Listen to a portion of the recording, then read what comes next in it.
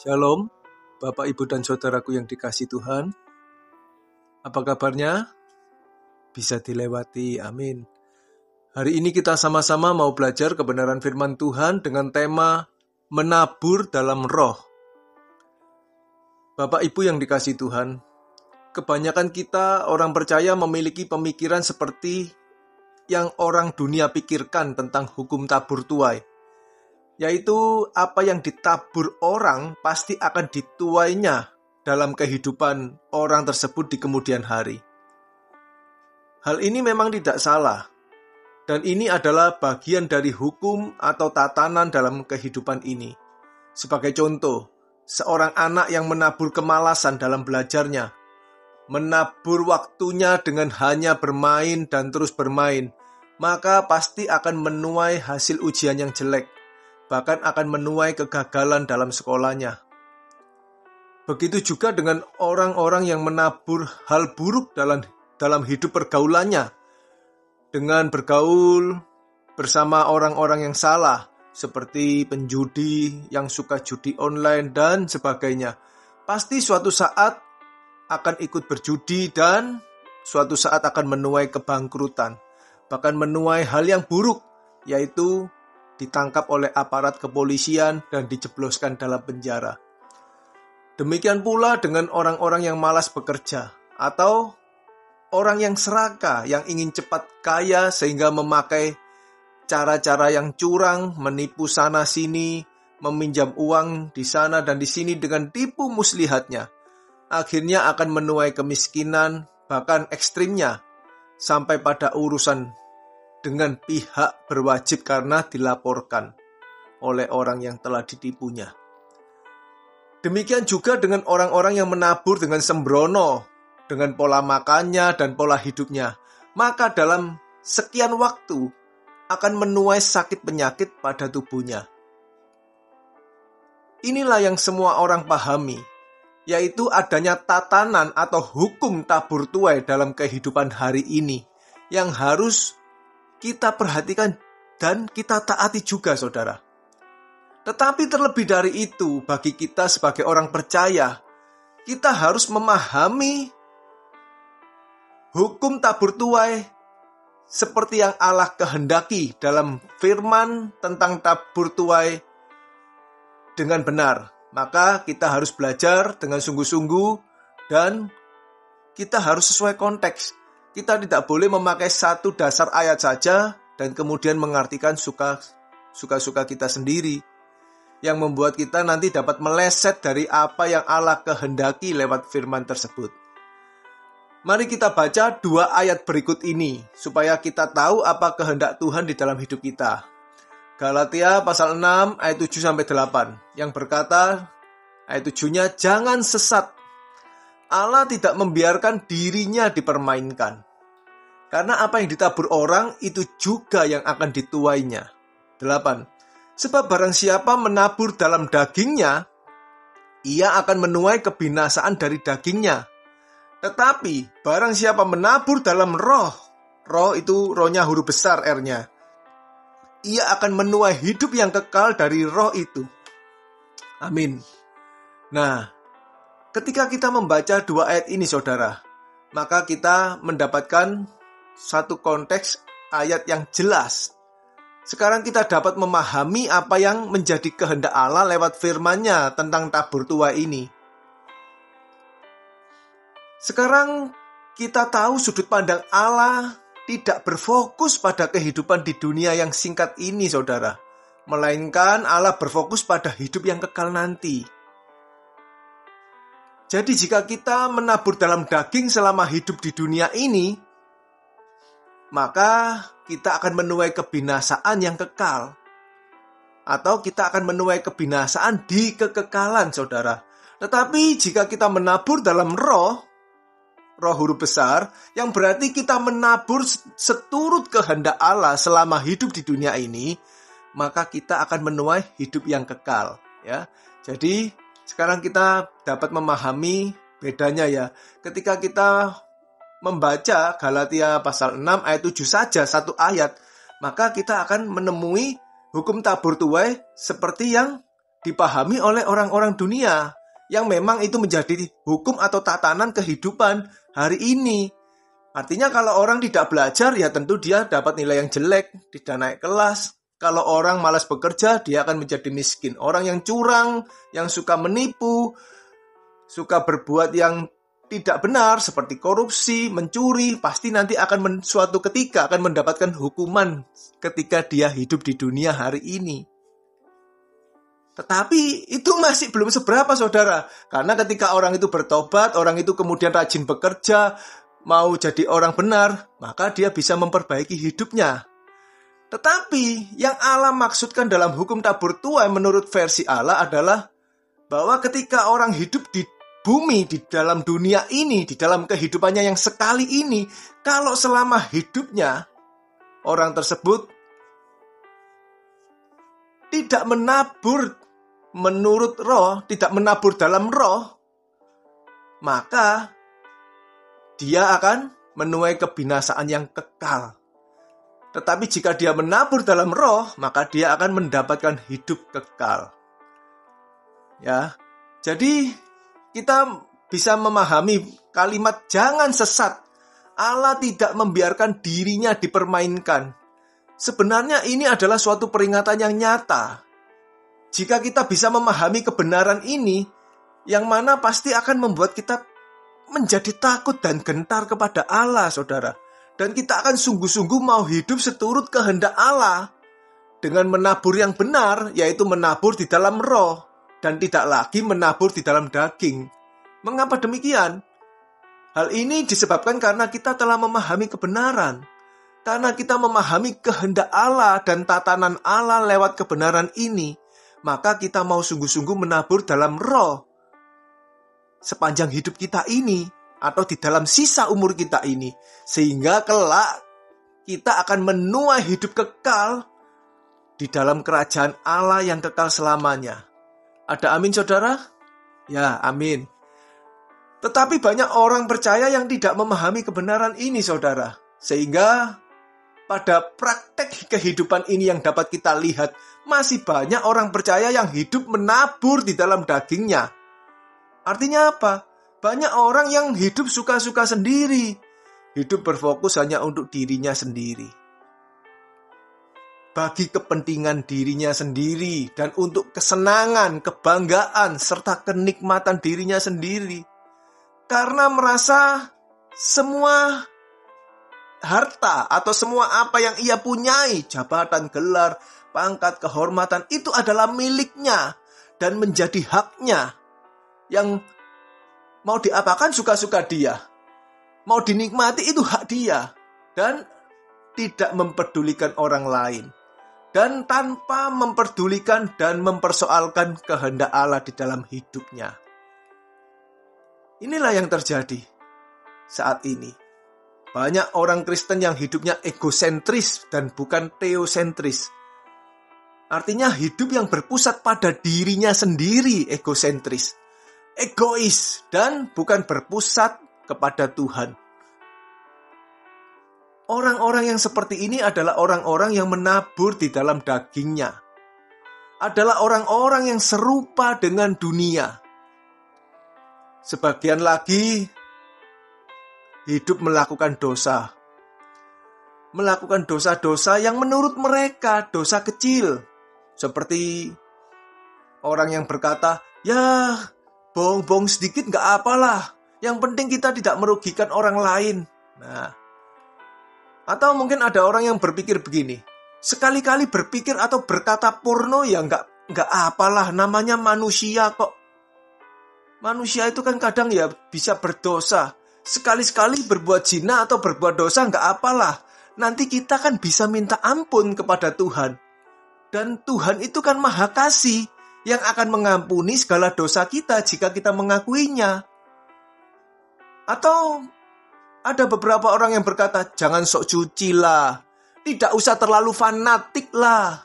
Karena kita kan masih hidup di dunia dan bergaul dengan semua manusia. Kita kan bukan hidup di hutan.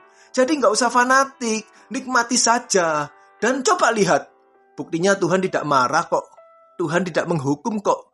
Buktinya banyak orang yang seperti ini ya tidak ada masalah. Tidak kena tulah, tidak kena kutuk, tidak ada hukuman dari Tuhan. Dan memang banyak orang Kristen yang berpikir bahwa Tuhan tidak marah. Tuhan diam saja dan tidak menghukum aku. Bahkan sudah bertahun-tahun aku melakukan dosa, Tuhan tidak pernah menghukum aku. Tuhan sepertinya nggak ada. Atau Tuhan panjang sabar. Saudaraku, padahal mereka tidak sadar bahwa mereka sudah termakan oleh bujuk rayu iblis. Bahwa pikiran mereka sudah disesatkan oleh kuasa kegelapan. Sehingga mereka tidak dapat memahami kebenaran di mana Allah berkata, jangan sesat. Allah tidak membiarkan dirinya dipermainkan. Karena apa yang ditabur orang di dalam hidupnya di dunia ini akan dituainya nanti di kekekalan. Jadi banyak orang yang kacamatanya hanya pada kacamata dunia ini saja. Mereka tidak melihat bahwa nanti hukuman itu, apa yang ia tuai dari apa yang dia tabur di dunia ini, akan dia tuai di kekekalan. Hukuman atau kehormatan, kebinasaan atau kemuliaan. Itulah yang tidak pernah dipikirkan oleh orang-orang yang masih serupa dengan dunia. Orang-orang yang menabur di dalam dagingnya. Jadi jika semasa hidup di dunia orang itu menabur di dalam dagingnya dan menuruti nafsu-nafsunya, maka ia akan menuai kebinasaan kekal. Tetapi orang yang semasa hidup di dunia, orang itu menabur dalam roh huruf besar, artinya orang tersebut hidup seturut kehendak Allah dan mengabdi kepada Allah, mempersembahkan hidupnya sebagai persembahan yang hidup, yang kudus, dan yang berkenan kepada Allah. Maka ia akan menuai atau mendapatkan hidup kekal di kerajaan surga. Saudaraku yang terkasih, Allah memberikan kehendak bebas kepada setiap kita, di mana melalui kehendak bebas itu, setiap kita akan menentukan pilihan untuk memilih salah satu. Tidak bisa dua-duanya, saudara. Karena firman Tuhan sudah mengatakan, terang tidak dapat bercampur dengan gelap. Berikutnya firman berkata, kamu tidak dapat mengabdi kepada dua tuan. Artinya apa? Kamu harus memilih mengabdi kepada salah satu. Kamu harus fanatik memilih. Kamu harus ekstrim radikal memilih dan mengabdi. Pilih salah satu, mengabdi kepada Mamon, maka kamu akan menabur di dalam daging. Dan nantinya akan menuai atau mendapat kebinasaan kekal. Sebaliknya, jika kamu memilih mengabdi kepada Allah, berarti kamu menabur atau hidup dalam roh, atau hidup seturut kehendak Allah, maka akan menuai atau mendapatkan hidup yang kekal. Yesus sendiri dalam pengajarannya sudah mengatakan, bukan orang yang berseru kepadanya, Tuhan, Tuhan, yang akan masuk kerajaan surga, melainkan yang melakukan kehendak Bapa di surga. Dan di ayat berikutnya, dijelaskan bahwa orang-orang atau pelayan-pelayan Tuhan yang hidup dalam pelayanan, yang hafal isi Alkitab, yang melakukan banyak mujizat, yang hidup di dalam kegiatan gereja dengan berbagai macam ibadahnya, bisa ditolak dan terbuang dari hadirat Allah. Mengapa bisa begitu? Karena orang-orang tersebut tidak melakukan kehendak Allah. Orang-orang tersebut tidak menabur dalam roh, melainkan orang-orang tersebut meskipun pelayanan, meskipun berbuat mujizat, meskipun selalu berbicara tentang firman, tetapi orang-orang itu menabur di dalam dagingnya, yaitu hidup dengan menggunakan pelayanan itu bagi keuntungannya sendiri. Untuk mencari dan menimbun kekayaan bagi dirinya, untuk membesarkan namanya, untuk memperoleh kebanggaan dan pujian bagi dirinya sendiri. Saudaraku, sekali lagi ini membuktikan kebenaran dari firman. Jangan kamu sesat. Allah tidak membiarkan dirinya dipermainkan. Lihat, Yesus sudah memberikan gambaran. Pada hari terakhir banyak orang yang berseru kepadaku, Tuhan, Tuhan. Tetapi akan ditolak. Bahkan ketika orang itu berkata, bukankah kami sudah bernubuat demi namamu? Kami mengusir setan demi namamu. Kami membuat mujizat demi namamu. Apa kata Yesus? pada saat itu aku akan memberikan keputusan, ya, bahwa aku tidak mengenal engkau. Pergilah kalian, para pembuat kejahatan. Jangan kamu sesat. Allah tidak membiarkan dirinya dipermainkan. Inilah kebenaran yang harus kita pahami, saudara. Jangan sampai kita juga disesatkan oleh pemahaman bahwa kita ini umat pilihan dan Allah memilih kita sejak semula. Pasti Allah akan membuat kita masuk di dalam sorga. Saudaraku, ajaran ini menyesatkan dan membuat jemaat atau orang percaya tersebut hidup seenaknya, hidup menurut dagingnya dan tidak mau melihat kekekalan yang cepat atau lambat akan dihadapinya. Karena apa? Karena pikiran mereka sudah disesatkan oleh pemahaman yang salah, bahwa Allah akan memilih mereka menjadi orang Kristen, menjadi orang yang percaya, menjadi umat pilihan, pasti masuk surga. Padahal tidak seperti itu. Saudaraku, coba kita melihat kehidupan orang Israel. Mereka umat pilihan Allah dari semula. Mereka umat pilihan Allah secara daging, secara garis keturunan dari Abraham nenek moyangnya. Bagaimana akhir hidup mereka? Mari kita membaca di 1 Korintus 10 ayat 3-6 yang berbunyi, ayat 3-nya, mereka semua makan makanan rohani yang sama. 4. Dan mereka semua minum minuman rohani yang sama.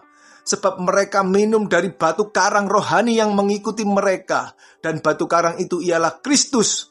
5. Tetapi, ya perhatikan, sungguh pun demikian, Allah tidak berkenan kepada bagian yang terbesar dari mereka, karena mereka ditewaskan di padang gurun.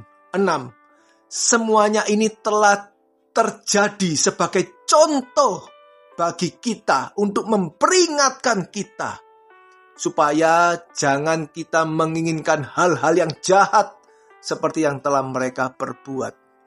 Saudaraku, jelas sekali ayat ini memberikan kita contoh peringatan, ya, memberikan peringatan kepada setiap kita dengan contoh umat pilihan Allah tersebut yang dengan kekuatan Allah sendiri membebaskan mereka. Umat pilihan ini, bangsa Israel ini dari penindasan bangsa Mesir dengan 10 tula yang dahsyat. Dan Allah membelah laut Teberau sehingga bangsa itu dapat menyeberang di tanah yang kering. Tetapi coba lihat saudara, dari 600.000 orang laki-laki yang berusia 20 tahun ke atas sewaktu keluar dari Mesir, hampir semuanya ditewaskan di padang gurun. Tulang belulangnya berhamparan di padang gurun dan hanya menyisakan 2 orang saja, yaitu Yosua dan Kaleb, yang berhasil masuk ke negeri perjanjian, yaitu negeri yang dijanjikan Allah kepada Abraham untuk keturunannya. Mungkin kita masih belum mengerti, Pak, kejahatan apa yang diperbuat oleh bangsa Israel atau umat pilihan tersebut? Sebab tadi dikatakan di ayat 6, dikatakan semua ini telah terjadi sebagai contoh bagi kita untuk memperingatkan kita, supaya jangan kita menginginkan hal-hal yang jahat seperti yang telah mereka atau umat pilihan itu perbuat. Hal-hal jahat apa yang mereka perbuat? Nah, ayo kita baca di Kisah Rasul pasal 7 ayat 39 yang berbunyi demikian. Tetapi nenek moyang kita, bangsa Israel itu maksudnya ya, tidak mau taat kepadanya. Malahan mereka menolaknya. Dalam hati mereka ingin kembali ke tanah Mesir. Sekarang jelas sekali bukan saudara? Ternyata umat pilihan Allah bisa binasa karena tidak mau taat kepada Allah. Karena tidak mau melakukan kehendak Allah dengan sepenuh hatinya. Tetapi hati mereka mencintai dunia yang lama, yaitu Mesir. Dan mereka mau tetap menabur di dalam dagingnya, menuruti hawa nafsunya. Mereka memberontak kepada Musa, yang berarti memberontak kepada Allah.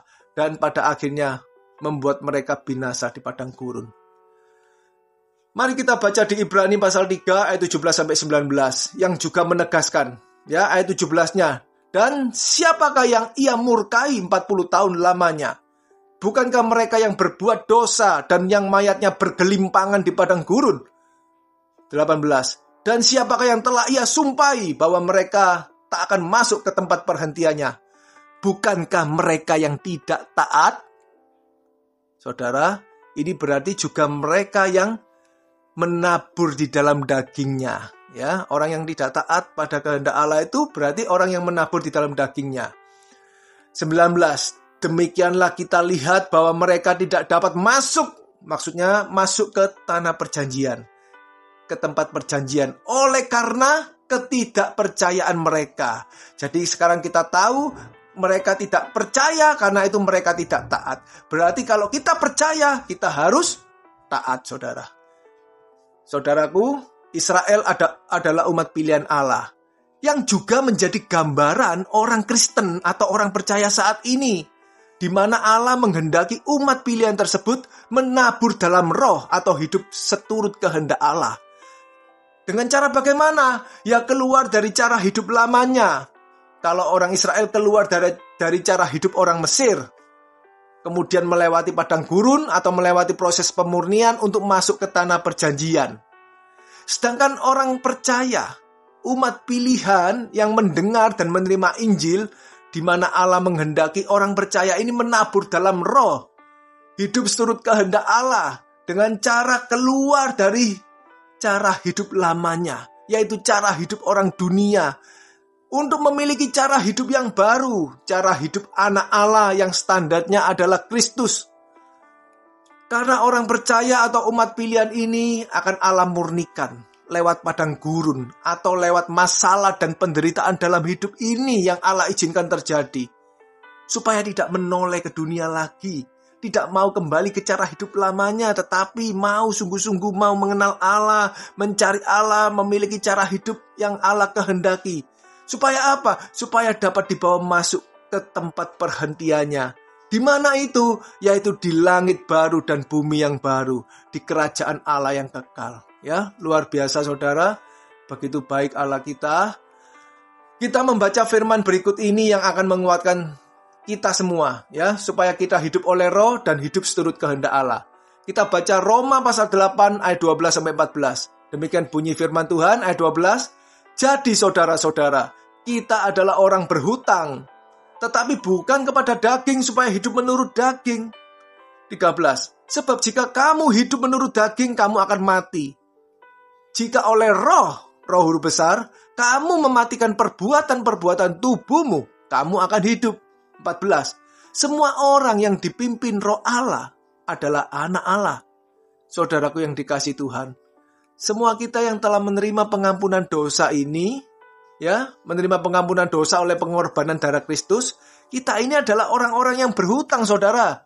Tetapi bukannya kita berhutang kepada daging supaya kita hidup menurut kedagingan kita, melainkan kita ini adalah orang-orang yang berhutang kepada roh, supaya kita hidup oleh roh, kita hidup oleh kehendak Tuhan, yang mana kita harus mematikan perbuatan-perbuatan daging kita.